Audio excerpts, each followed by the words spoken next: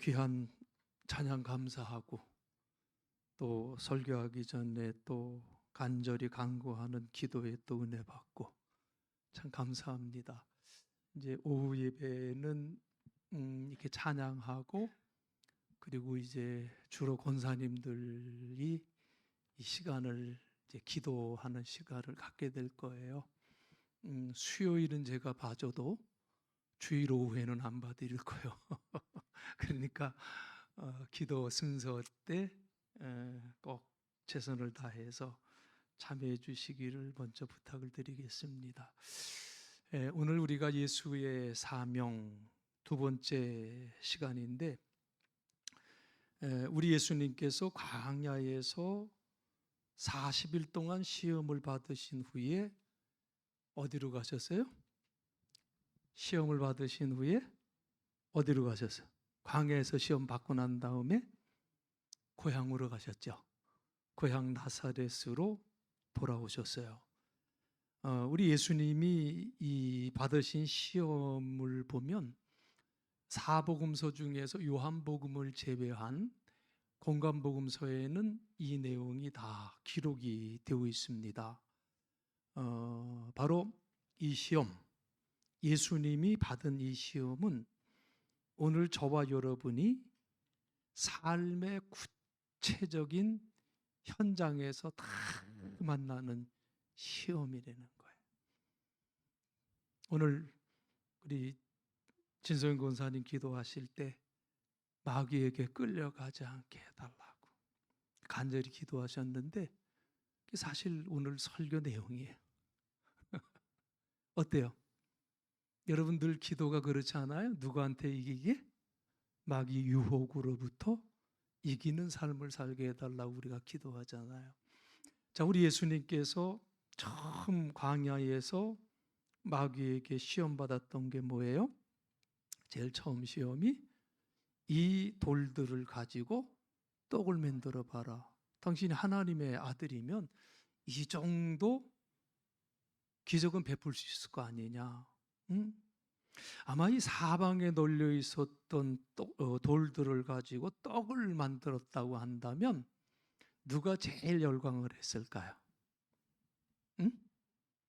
사람들이 열광을 하겠죠. 먹는 문제가 해결이 되잖아요. 응? 먹는 문제가 해결이 돼. 예수님은 먹는 문제를 해결해 주시는 분이로구나. 엄청나게 열광을 할 거예요. 여러분 지금 우리나라뿐만 아니라 사실 전 세계적으로도 경제적으로 굉장히 어려워요. 이제 트럼프가 이제 자국 경제 우선주의를 택하면서 상당히 어려운 것이 예상이 되고 앞으로도 힘들어질 것 같다 이런 생각도 들고 그리고 지금 말을 안 해서 그렇지 우리 한국 경제도 굉장히 위태로워요. 다들 숨기고 있는 거예요. 여러분 IMF 때 우리가 경제가 제일 어려웠다고 그랬잖아요. 그 제일 어려웠을 때 가계부채가 50%였었어요. 그 당시에. 근데 지금 얼마인 줄 아세요? 정부에서는 100%라고 그래요. 아니요, 200%예요. 지금 그 정도로 위기 속에 있다는 거예요. 굉장히 힘들어진 그 사회 속에 있을 때 누가 나서서 이 위기를 극복할 수 있는 길을 제시한다면 그런 단번에 세계의 영웅이 되겠지요. 이 시험이 예수님 앞에 첫 번째 있었어요. 두 번째는 어떤 시험이었었어요? 내게 엎드려 절하면 온 세상을 너에게 주겠다. 마귀에게도 힘이 있거든요. 사탄에게도 능력이 있거든요. 자, 내게 엎드려 절하면 온 세계를 너에게 주겠다. 다른 말로 표현하면 뭐에 대한 유혹이에요? 돈에 대한 유혹이에요. 그렇죠? 나한테 경배해. 나를 섬기면 너한테 돈 줄게. 여러분 이 돈을 얻기 위해서 어떤 대단한 일을 하려는 게 아니야. 마귀는 뭐 하려는 거예요? 머리를 숙이려는 거예요. 그렇죠? 어떤 대단한 게 아니에요. 여러분 그 세종대왕 때 최만리라고 하는 집현전 학자가 있었어요. 그 아주 고지식한 학자로 역사에 기록이 되어 있는데, 학문적인 재능만 놓고 보면 이 집현전에서 그를 능가할 만한 사람이 없었다고 합니다. 그런데 이 최만리라는 사람은요, 세종이 뭐만 하려고 하면 늘 앞장서서 반대했던 사람이요. 가만히 생각해 보면 그때가 그 1400년대 후반이 지금보다 더 민주적이었던 것 같아. 그때가 그냥 세종한테 그냥 무조건 반대 상소를 그렇게 많이 올렸고, 특별히 대표적으로 세종이 훈민정음을 창제했을 때 가장 앞장서서 목숨 걸고 반대했던 사람이 최만리래요. 그 상소문이 지금도 이 기록에 있어요. 뭐 사대주의 강조하고, 우리가 그 한글을 만들 때에는 이 양반층 계층들이 다 몰락하게 돼 있다. 절대로 안 된다 그러고 이제 반대했던 사람인데, 근데 세종이요, 그를 내치지 않고 그냥 시편전에 계속 두게 했어요. 왜냐하면 그의 학문적인 재능이 높아서도 그랬지만은, 세종은 뭐를 이제 봤냐면, 사건건 자기의 정책에 대해서 반대했던 사람이지만은, 그렇지만 자기 방식대로 조선을 사랑하는 마음이 굉장히 컸던 것을 세종이 봤다는 거예요. 그러니까 저놈이 나한테 반대해서 되게 얄미운데 가만히 보니까 저놈이 나라 사랑하는 게 보통이 아니로구나. 이걸 이제 세종대왕이 알았다는 거지요. 그래서 이제 그 학자를 계속 이제 중용을 했는데, 이 최만리에 대한 그 야사를 보니까요, 이런 야사가 하나 있어요. 지금 세종과 이제 그 최만리의 관계를 이제 그 당시 중국의 명나라가 잘 알고 있었기 때문에, 이 최만리 그러면 이 최대 학자였었거든, 성리학에 있어서. 그러니까 그 명나라에서 어떤 유혹을 했냐면, 명나라의 한림원에 유학을 너 시켜줄게. 유학을 시켜줄게. 이 한림원이라고 하는 것은 중국 내 최고 관료 엘리트 기관인데, 사실 유학생을 받아주는 곳이 아니라고 그래요. 그런데 명나라에서 집요하게 최만리를 너 더욱 공부시켜줄게, 그러면서 유혹을 합니다. 그런데 유혹의 조건이 뭐냐면, 조선에 신무기 제조 기술을 넘겨주기만 하면 내가 너한테 유학도 시켜주고 돈도 주고 다 할게, 이런 거예요. 그때 최만리 손에는 신무기 제조 설계도가 있었다고 그래요. 은밀하게 넘겨주기만 하면 돈도 없고, 자기가 그렇게 공부하기를 원하는, 더 많이 공부하기를 원하는 그곳에서 유학의 기회가 열리는 거예요. 자, 그런데 이 기회, 자기가 그토록 원했던 기회를 잡으려면 어디를 버려야 돼? 조국을 버려야 돼. 조선을 버려야 돼. 그죠? 권사님이 어떡하시겠어? 권사님 어떡하시겠어? 안 버려? 응? 돈을 그렇게 많이 주고 자기가 평생에 공부하고 싶은 곳, 늘 동경의 대상, 받아주지 못해서 가지 못하는 그곳, 거기서 공부시켜준다는데 안 갈겨?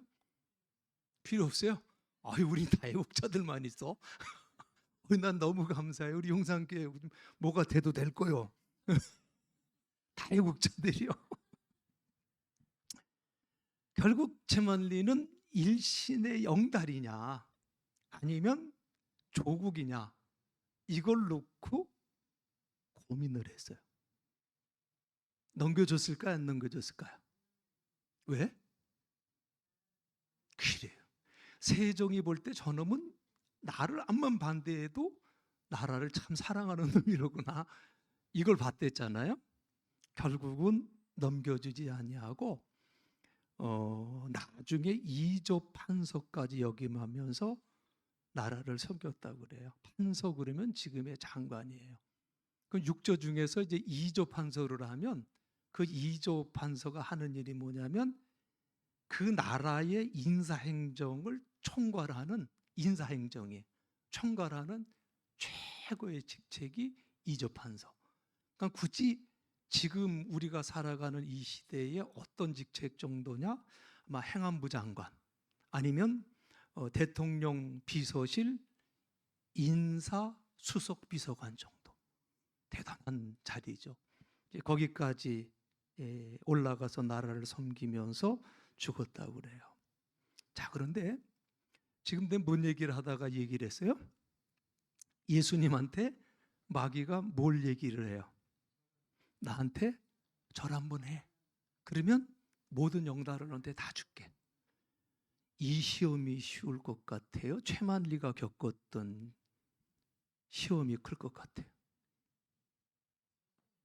예수님이 더 쉽죠? 왜? 고개만 까딱하면 되니까, 그죠? 얘기하다 보면 화나는 게 많어. 요즘에 산업 스파이가 보통이 아니요. 그죠? 스파이가 뭐요? 간첩 아니요. 간첩이 왜 북한밖에 없다고 생각을 해? 왜 그 법을 안 만드는지 몰라. 국회의원들이 산업 스파이, 그 간첩법을 만들어야 된다. 우리나라 간첩법은 북한에서 내려온 간첩 말고는 처벌을 못해. 중국 애들이 와서 막 산업시설이들이 뭐든지 다 찍어가도 붙잡아서 그러지 마세요 제발 그러고 보내. 세상에 이런 나라가 어디 있어. 미국 같으면은요 종신형이에요. 무서워요. 굉장히. 딴 데로 가면 안 되니까 여기서 끝낼게. 그냥 어떻게 보면 그 유혹 자체가 너무 쉽고 간단한 것이었기 때문에 너무 간단하기 때문에 뿌리치기가 어려워 쉬워. 뿌리치기가 쉽잖아요. 어렵잖아요. 그냥 너무나도 간단한 것이기 때문에 뿌리치기 어려운 거예요. 그냥 모르는 척하고 우리 권사님 말한 대로 거기 한번 까딱하면 되는 그러한 일인데, 자, 그 시험이 있었어요. 그리고 세 번째로는 어떤 시험이 있었나요? 당신이 하나님의 아들이면 이 성전 꼭대기에서 뛰어내려 봐라. 그러면 누가 받쳐줘? 네가 하나님 아들이면 천사가 받쳐줄 거 아니냐. 네 몸이 상하지 않을 거 아니냐. 보여줘. 이런 시험을 했어요.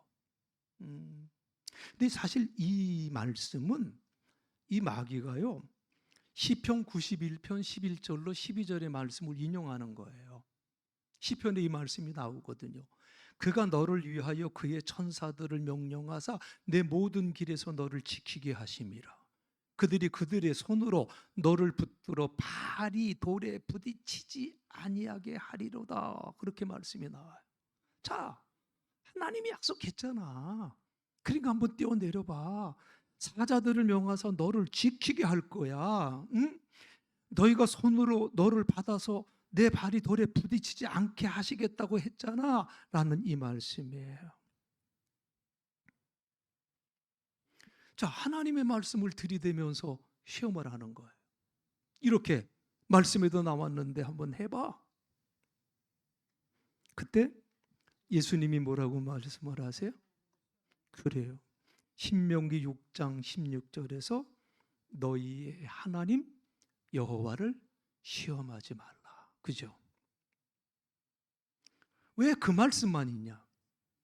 여호와 하나님을 시험하지 말라고 하나님 말씀하셨다. 그리고 나는 내가 제시한 그 말씀을 듣고 하나님을 테스트할 수 없다고 단호하게 예수님이 사탄의 그 시험을 거절을 했어요. 자, 이 말씀을 들으면서 여러분은 어떠신가? 이걸 제가 좀 묻고 싶은데, 여러분 마귀만 하나님을 시험하는 게 아니요. 마귀만 하나님을 테스트하는 게 아니더라 그 말이요. 누구도 해. 가만히 좀 생각해 보세요. 응? 여러분들은 때때로 하나님을 한번 테스트해 보고 싶은 유혹에 빠진 적이 있었어요? 있었어요, 없었어요? 그러면 조금 바꿔서 질문을 드리면, 여러분 가운데 그런 분이 없으시길 바라지만 하나님이 정말 나와 함께 하시나?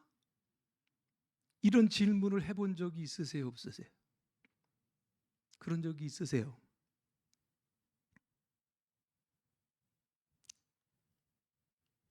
여러분, 믿음이 너무나도 연약해져서 하나님 정말 살아계신가? 하나님이 정말 나와 함께 하시는가? 이런 때도 있었고, 하나님 시험하는 거예요. 때로는 믿음이 충만해갖고 하나님이 나와 함께 계신다는 그 확신만 있다면 무슨 일인들 못하겠습니까? 불가능은 없습니다 하고 뜨거웠던 적도 있으셨나요? 그런 적은 없으셨어요? 아, 옛날에 불 많이 받으셨다며. 옛날에 뜨거웠었다며. 그때는 어땠어? 응? 무슨 일이든지 할 수 있겠다고 생각했어요? 우리가 출애굽기 17장에 보면은요, 마사의 시험이라는 내용이 나와요. 마사, 지명 이름이죠. 광야를 통과하던 이스라엘 백성들이 이제 그 마사를 통과하면서 모세에게 불평을 늘어놓기 시작했어요. 우리에게 마실 물을 좀 달라. 목이 말랐죠. 그들이 하나님께서 이 광야 생활 중에 우리와 함께 계신다면 이번에도 반드시 물을 주시겠지. 우리와 함께 하시니까. 그러니 나 지금 목말라 죽겠으니까 물을 내놔. 나는 거예요. 그러면서 뭐라고 얘기를 해요? 우리를 왜 애굽에서 우리를 여기까지 데리고 나왔느냐? 우리와 우리 자식들과 우리 가축들을 왜 목말라 죽게 만드느냐라고 불평을 하잖아요.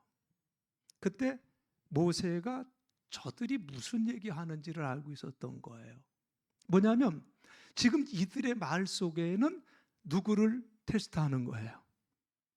하나님을 테스트하는 거예요. 하나님의 이름으로 우리가 나왔고 하나님의 이름으로 우리가 가고 있으면 하나님이 책임져 줘야 될 거 아니냐, 뭔가 좀 보여줘, 이 얘기거든요.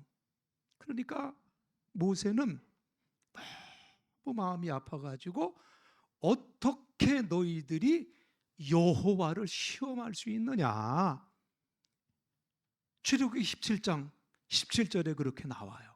그가 그곳 이름을 마사 또는 무리바라고 불렀으니 이는 이스라엘 자손이 다투었으며 또는 그들이 여호와를 시험하여 이르기를 여호와께서 우리 중에 계신가 안 계신가 하였음이더라 라고 이렇게 기록이 되어 있어요.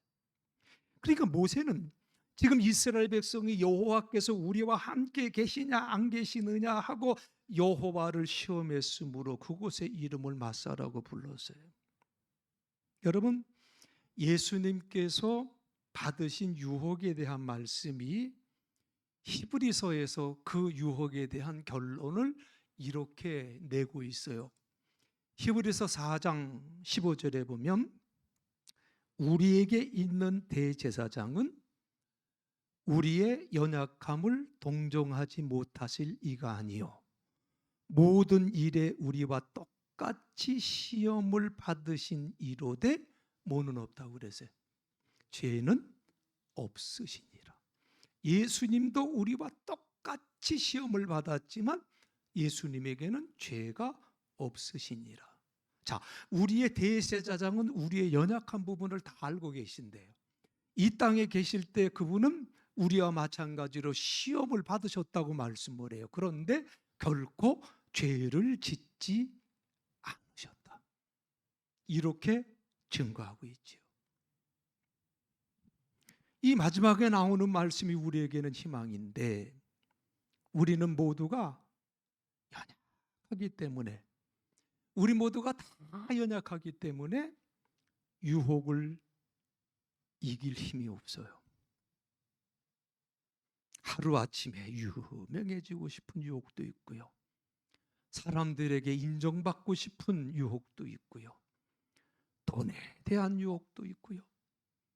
그리고 하나님을 시험해 보고 싶은 유혹도 있고요. 이런 저런 유혹들이 우리가 살아가는 과정 속에 너무나도 많은데, 이 유혹에서 자유로운 사람이 과연 누구냐?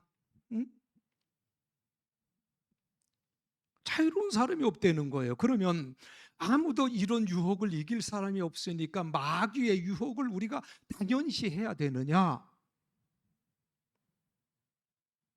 제가 이 예수님의 사명 첫 시간에 드린 말씀이 있죠. 짐 엘리엇이 21살에 그런 예언과 같은 말을 했다고. 내가 지킬 수 없는 것은 놓아버리고, 그 대신 결코 잃어버릴 수 없는 것을 붙잡는 용기와 결단이 없는 사람이라면 하나님의 사람이 될 수가 없다. 내가 지킬 수 없는 건 빨리 놔야 돼요. 내가 지킬 수 없는 건 빨리 포기해야 돼. 그런데 절대로 잃어버려서는 안 될 것을 붙잡을 그 용기는 우리에게 있어야 된다는 거예요. 히브리서 11장 4절에 보면 아벨은 죽었지만 여전히 그의 믿음을 통해서 우리에게 말하고 있다고 말씀을 하고 있어요. 아벨은 죽었지만 우리에게 말하는 게 뭐냐? 그의 믿음이라는 거예요. 여러분, 전 시간에 얘기했던 짐 멜리우시 그랬고 예수님이 그랬어요.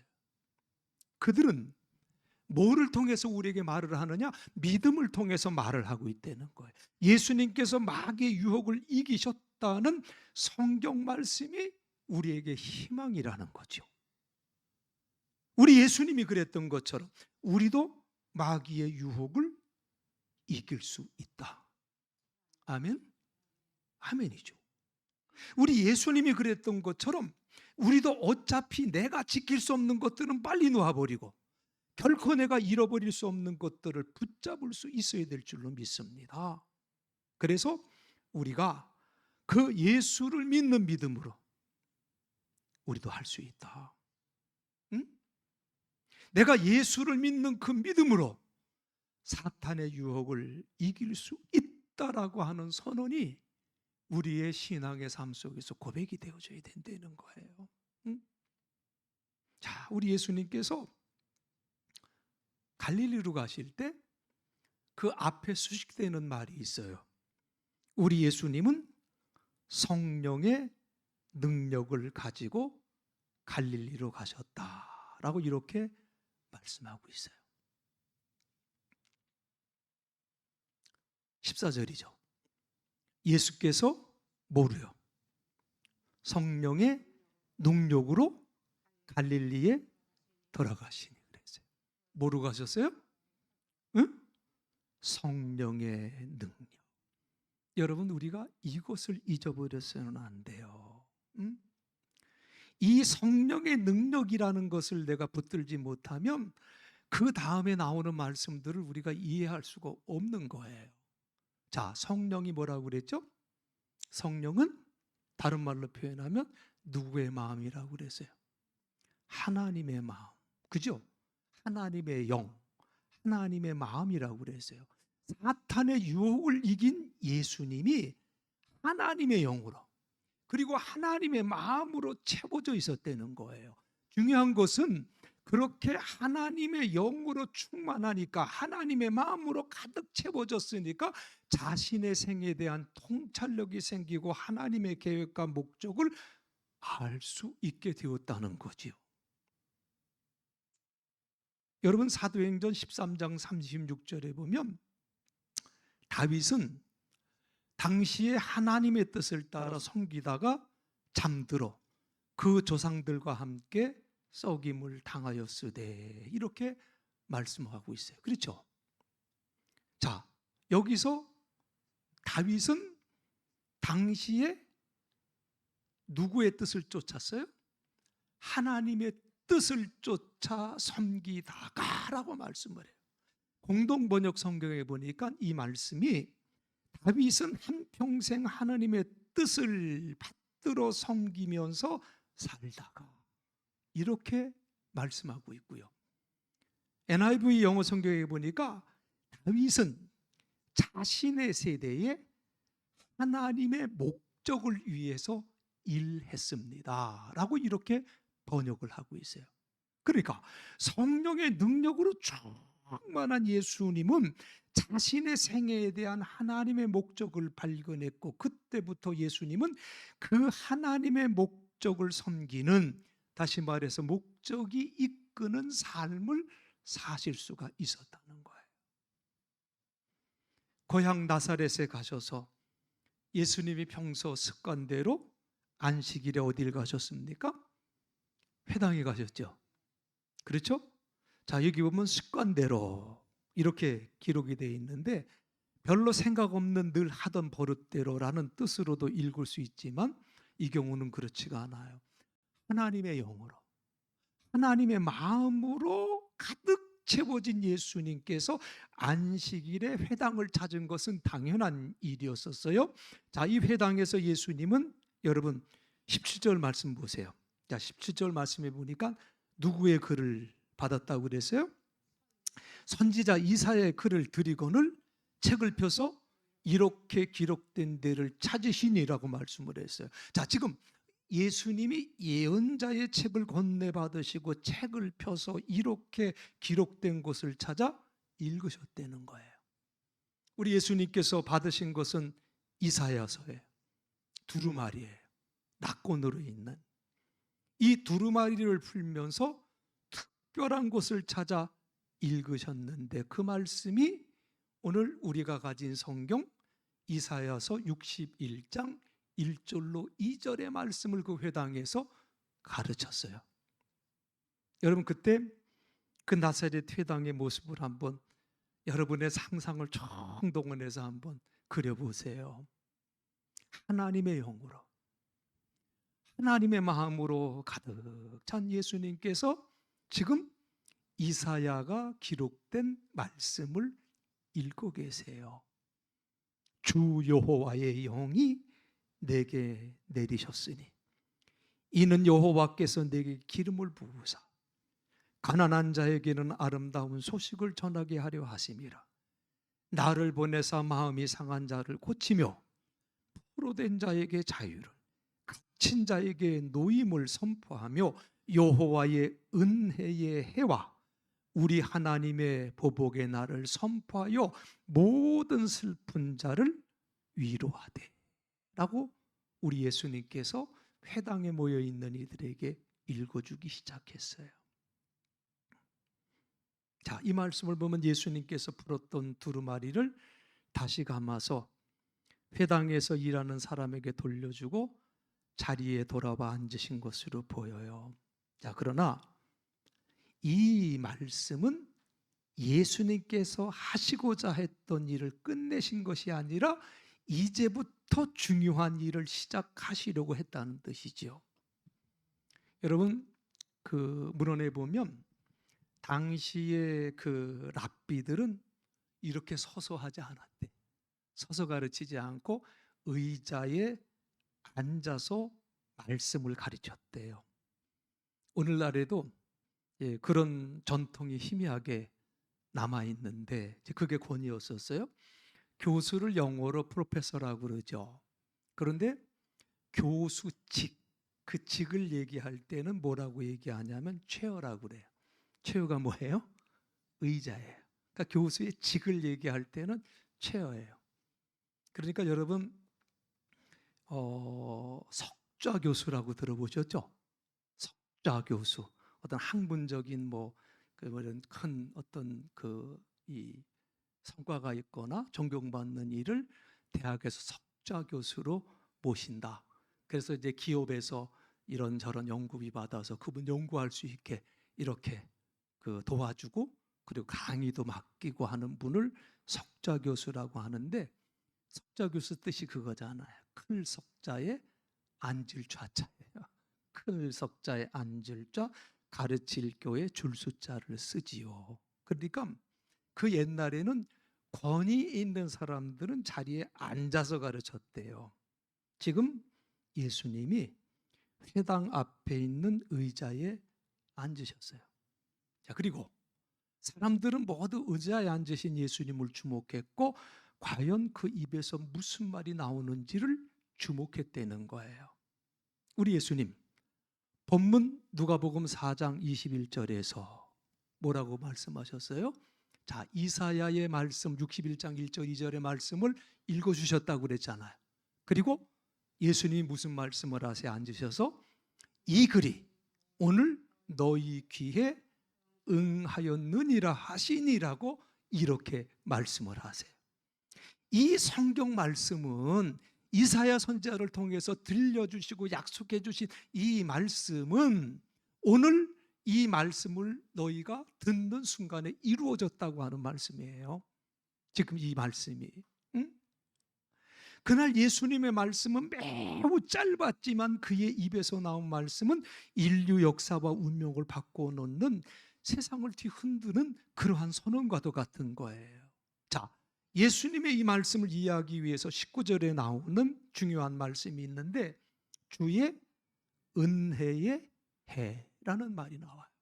주의 은혜의 해.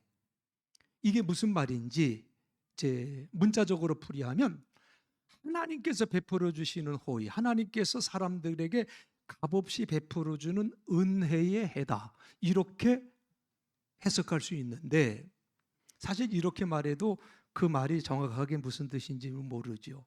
그런데 구약의 배경을 가진 이스라엘 사람들은 이 은혜의 해라고 예수님이 말씀하셨을 때 그 말이 무슨 말인지 구약의 그 배경을 갖고 있는 사람들은 다 알아요. 자, 이사야서에서 나오는 주님의 은혜의 해라고 하는 것은 레위기 25장부터 27장에 나오는 희년을 의미하는 거예요. 희년. 히브리 말로 요벨 이렇게 얘기하는데, 요벨 문자적 의미는 수양의 뿌리라는 뜻을 가진 나팔인데 레위기 말씀에 보면 매 50년마다 그 해 속죄일에 이 수양의 뿔 요벨이라고 하는 것을 불어요. 그러면서 희년이 왔다라는 것을 그 수양의 뿔을 이렇게 불면서 사람들에게 알려요. 자, 희년의 본질이 뭐예요? 희년이라고 하는 그 본질은 원래 상태로 다 돌아간다는 거예요. 희년의 본질은 원래 상태로 다 돌아간다, 회복된다. 그래서 돈이 없어서 딴 사람한테 팔았던, 돈이 없어서 남의 집에 종살이를 하던, 뭐 어떻든 이 희년이 선포되는 순간에 모두가 자유인의 신분으로 돌아가는 거예요.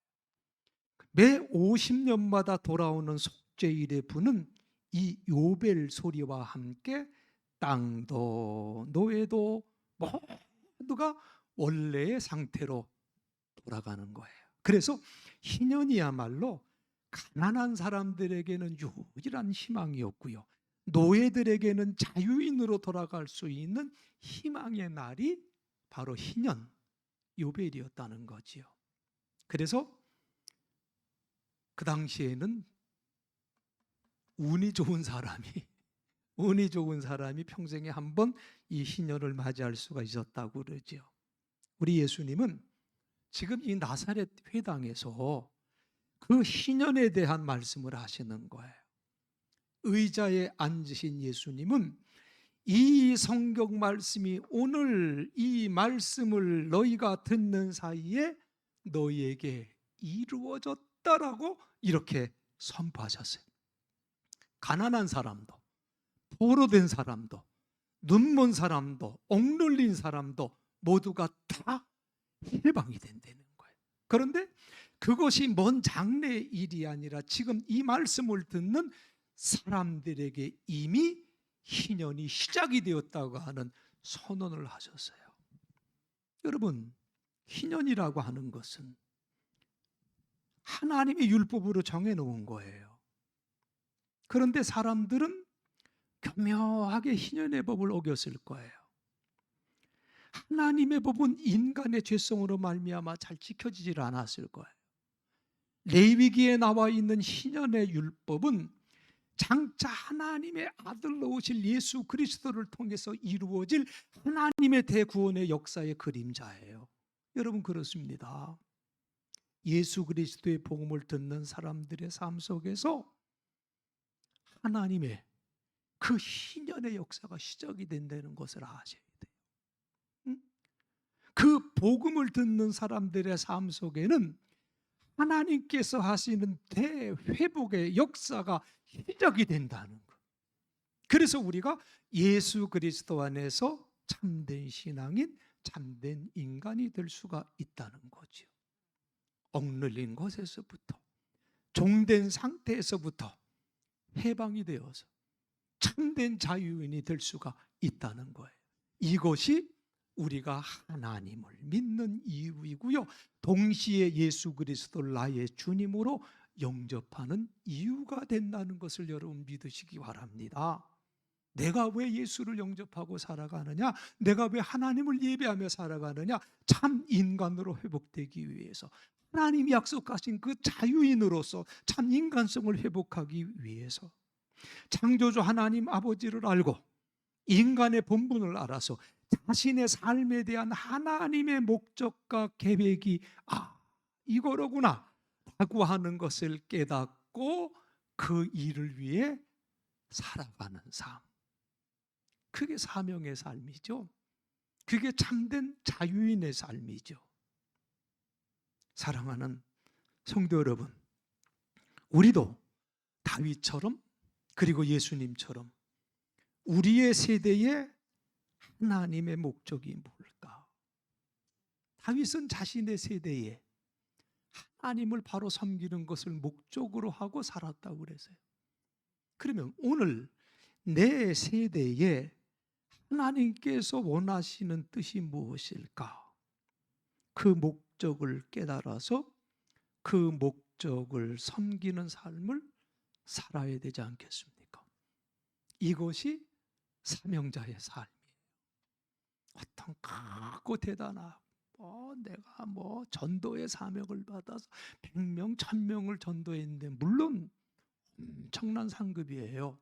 그런데 하나님이 우리에게 다 그런 달란트 안 주셨잖아요. 다만 우리에게 사명은 주셨어. 뭘 주셨다고요? 사명. 어떤 큰 걸 할 수 있을까? 그거 아니요. 하나님이 나를 통해서 하고 싶어 하는 것이 뭘까? 이걸 생각하자는 거예요. 그리고 깨닫고 순종할 때 우리는 사명자로 서기 시작한다고 하는 사실이죠. 이 사실을 마음에 새기고 여러분 늘 하나님의 뜻과 목적을 생각하며 살아갈 수 있는 저와 여러분 되어지시길 간절히 바랍니다. 찬송가 342장 우리 함께 찬송하고요, 내가 하나님 앞에 사명자의 삶으로 설 수 있기를 소망하며 하나님 앞에 통성으로 우리 잠깐 기도하겠습니다. 342장 찬송합니다.